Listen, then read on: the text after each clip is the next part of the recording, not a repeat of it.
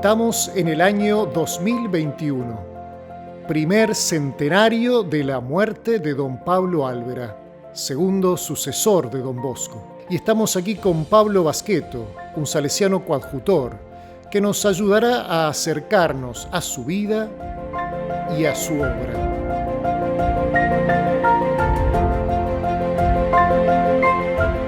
Sabemos que don Pablo Álvera era uno de los jóvenes de don Bosco y amigo de Miguel Magone. ¿Cuáles son los aspectos más destacados de su vida? Cuando tenía 18 años, don Pablo Álvera formó parte del primer grupo de salesianos que junto a don Rúa fueron a Mirabello para llevar a esa ciudad el espíritu de Baldoco y de don Bosco. Más tarde, en el año 1868, fue ordenado diácono, cuando se consagró la Basílica de María Auxiliadora de Turín, y unos meses después fue ordenado sacerdote en Casale, y allí don Bosco le deseó lo mejor.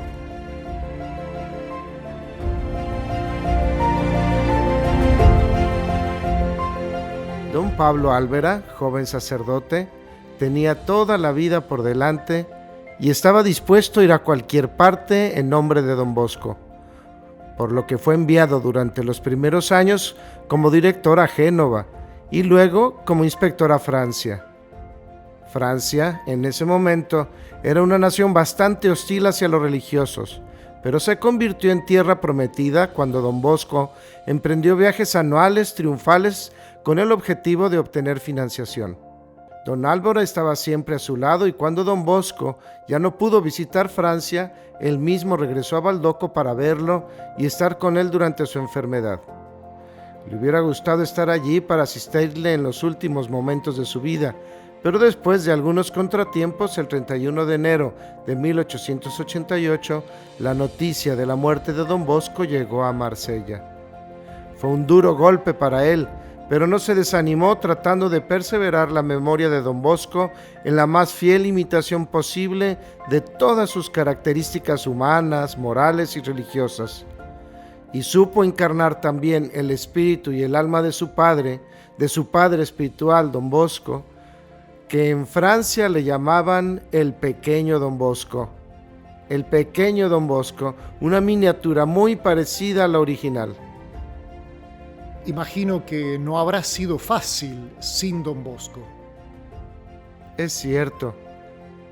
Pero don Álvera, junto con don Rúa y todos los demás salesianos, trataron de continuar la obra de don Bosco con su propio espíritu. En 1892, después de su servicio en Francia, fue llamado a Baldoco para ser el director espiritual de la congregación, lo que hoy llamaríamos consejero de formación. Viajó un poco a todas partes para visitar las casas de formación, perfeccionó el uso de las lenguas extranjeras y siempre llamó a mantener una fuerte espiritualidad, una vida de intensa oración y sacrificio por el bien de las almas de los jóvenes. Vivió una experiencia que podemos llamar épica, la visita a todas las casas de América. Un viaje que duró 3 años, que comenzó en Tierra del Fuego, Argentina, y terminó en Nueva York. Pudo comprobar por sí mismo la gran obra que los salesianos y de las hijas de María Auxiliadora desarrollaban en ese continente, y animó a los misioneros que trabajaban en condiciones muy difíciles. Finalmente, se convirtió en rector mayor. ¿Se puede decir que fue el sucesor más indicado de don Rúa? Ciertamente, tenía la personalidad y la experiencia necesaria, y también tenía la estima y el aprecio de la Iglesia y de las autoridades civiles por una obra en gran expansión, debido a la ola del entusiasmo generado por la declaración de don Bosco como venerable. Un hecho fue muy popular entre su pueblo. Luego se celebraron numerosos congresos para conocer y profundizar en las obras típicamente salesianas como el oratorio y la catequesis.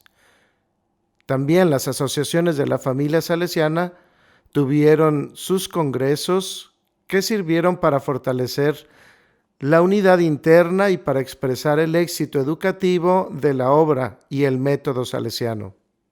Estamos en los años de la Primera Guerra Mundial. ¿De qué manera involucró a los salesianos? Los jóvenes salesianos realizaron varias tareas en el ejército.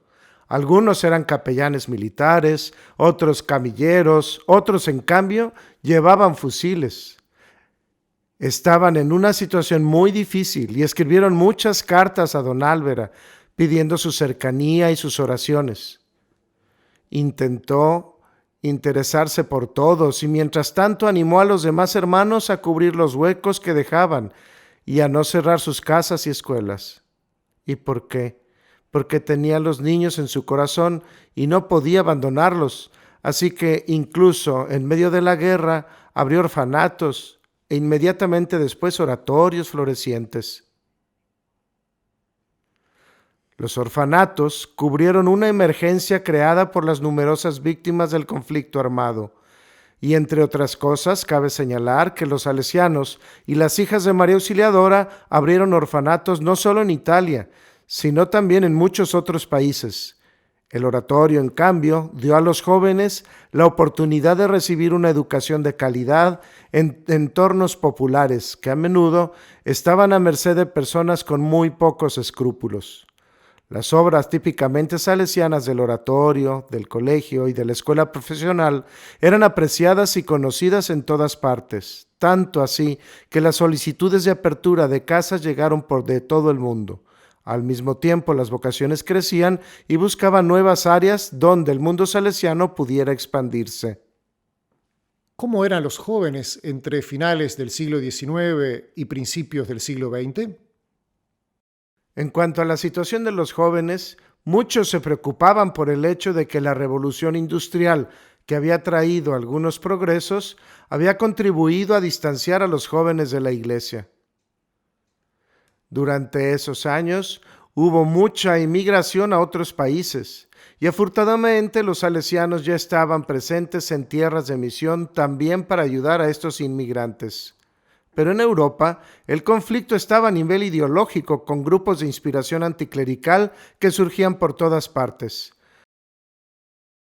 Como sucede a menudo, muchos competían por los jóvenes, tratando de atraerlos en todos los sentidos, por lo que esta sabia propuesta del tiempo libre entre el deporte, el teatro, la música e incluso el cine, que era el oratorio a principios del siglo XX y una calificación personal que se podía adquirir en las escuelas llamadas de artes y oficios, resultó ser la propuesta ganadora, y muchos jóvenes encontraron dentro de las obras salesianas las pautas en las que basar su futuro. Volviendo a don Álvera, ¿cuáles son sus características que nos hacen entender cómo estaba en sintonía con el mundo y en sintonía con los tiempos? El padre Álvera vio el mundo viajando en barco, a caballo, en carruaje, en tren e incluso en coche. Se preparaba para sus visitas leyendo mucho y también dominando los idiomas extranjeros. Su francés era muy bueno y su diario espiritual, incluso en el periodo posterior a su estancia en Francia, estaba escrito en francés. Entonces se dio cuenta de la importancia de la lengua inglesa y comenzó a estudiarla, y tenía casi 60 años. Los diarios espirituales de 1902 a 1910 están en inglés, que aunque no era un inglés perfecto, se entendía bien. En cuanto a la actualización de los tiempos, creo que don Álvera trató de dar al oratorio una dimensión muy moderna. De hecho, además de las ofertas religiosas y recreativas, había cursos adecuados para los jóvenes trabajadores, como ciclos de formación social, con la consiguiente apertura del oratorio, incluso en días laborales. Además, había oficinas de colocación para el empleo y también de sensibilización sobre el bienestar y el ahorro. Esta nueva forma de alternar actividades formativas y recreativas hizo del oratorio un lugar privilegiado de educación integral.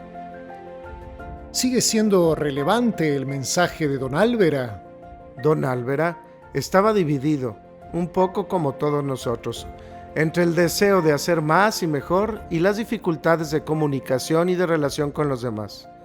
Leemos sobre sus trabajos en su diario interior y más aún en las cartas que escribió, por ejemplo, durante ese viaje a América.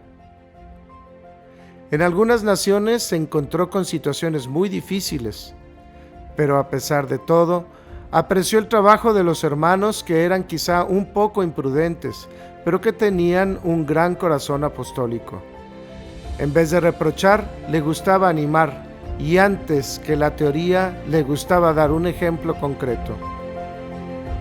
Gracias, Paolo, por el viaje que hiciste con don Álvera.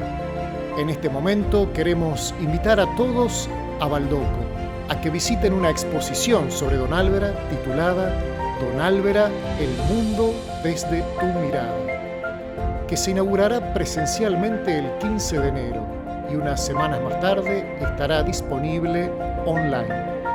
Se expondrán maravillosas fotos de los viajes de don Álvera y documentos personales que nos ayudarán a entender más su persona y su gran sensibilidad. No te pierdas esta oportunidad.